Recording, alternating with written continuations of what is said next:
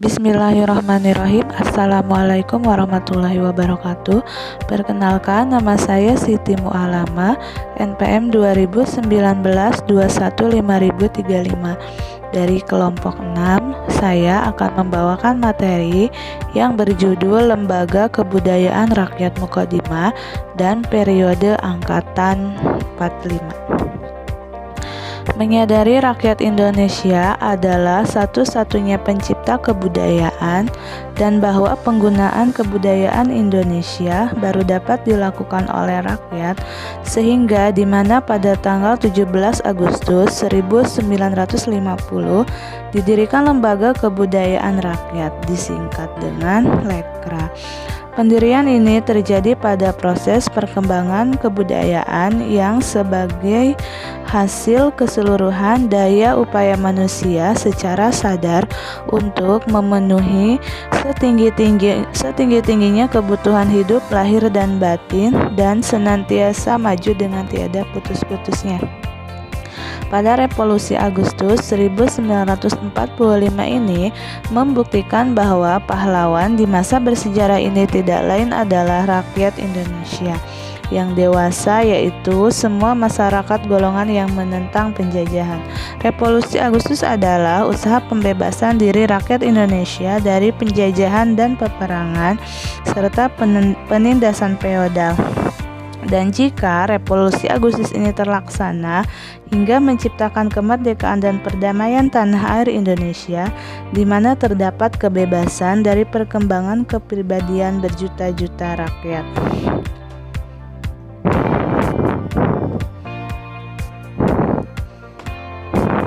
Lekra bekerja khususnya di bidang kebudayaan, kesenian, dan ilmu pengetahuan.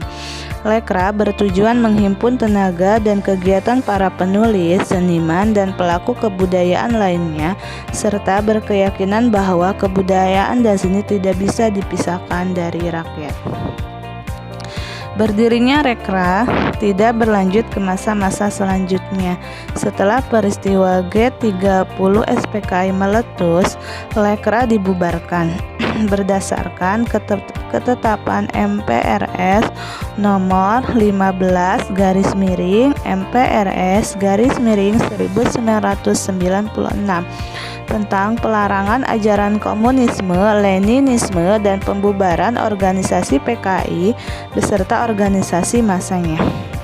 Para pengarang Lekra seperti Pramudia Anantanur, Putu Oka Sukanta, dan lain-lain dipenjara bertahun-tahun oleh rezim Orde Baru tanpa diadili. Dan beberapa pengarang lainnya yang berada di luar negeri tidak dapat pulang ke Indonesia karena adanya larangan dari pemerintah Soeharto. Beberapa di antara mereka ada yang meninggal di negara-negara yang memberi suakanya. Buku-buku para pengarang Lekra termasuk buku sejarah kesusastraan Indonesia modern yang disusun Bakri Siregar, dilarang sesuai dengan instruksi Menteri Pendidikan Dasar dan Kebudayaan Republik Indonesia nomor 1341/1965 tanggal 30 November 1965. Ajib Rosidi mencatat ada 60 judul buku yang dilarang termasuk karya Pramudia Anantanur di awal kemerdekaan atau sebelum menjadi tokoh Lekra, yaitu Perburuan Subuh, Percikan Revolusi, Keluarga Gerilya, Mereka yang Dilumpuhkan, dan Bukan Pasar Malam 30. Baik, selanjutnya kita akan berlanjut ke materi selanjutnya, yaitu periode angkatan 45. Bangsa Indonesia dijajah oleh Jepang pada tahun 1942 sampai dengan 1945. Pada masa itu, penggunaan bahasa Belanda dilarang oleh Jepang dan penggunaan bahasa Indonesia disebarkan. Oleh karena itu, sastra Indonesia menjadi semakin meningkat. Para pengarang dan seniman dikumpulkan bangsa Jepang di kantor pusat kebudayaan. Perkumpulan tersebut dinamakan Keimin Bunka Shidosu.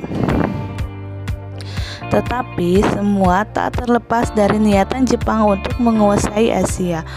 Pengarang dan seniman mengerjakan segala sesuatu yang mendukung rencana Jepang tadi. Dengan kata lain, hasil karya seniman dapat dikatakan sebagai hasil pesanan, yang berarti seniman diharapkan untuk lebih membangkitkan semangat dan kepercayaan rakyat Indonesia kepada keunggulan bangsa Jepang. Perkumpulan sandiwara itu disatukan di bawah POSD atau singkatan dari Perserikatan Usaha Sandiwara Jawa. Dari cara Jepang itu membuat sikap seniman dibagi menjadi dua, yaitu yang mendukung dan yang curiga. Seniman yang mendukung tentu saja dibuat dengan menyanjung bangsa Jepang, sedangkan mereka yang curiga sebaliknya akan meledek para pendukung bangsa Jepang. Hal demikian terlihat dalam karya seniman, misalnya Tuan Amin, sebuah sandiwara, dan Seniman Pengkhianat, karya Amal Hamzah. Amal Hamzah memang termasuk dari mereka yang curiga kepada Jepang. Selain itu, ada juga Hairil Anwar. Di masa Jepang hanya ada 2 roman propaganda yang tidak mempunyai nilai sastra. Sementara itu, penulisan cerpen dan sandiwara tumbuh dengan baik. Untuk penulisan sandiwara tumbuh dengan baik mungkin juga karena banyaknya kegiatan POSD yang dipimpin oleh Amijen Pane. Saat itu dikenal juga dengan istilah sandiwara yang dicipta oleh PKG Mangkunegoro VII sebagai pengganti istilah tonel. Bahasa Belanda berarti pertunjukan. Pertama kali angkatan 45 diperlihatkan oleh Rosihan Anwar di majalah Siasat tanggal 9 Januari 1949.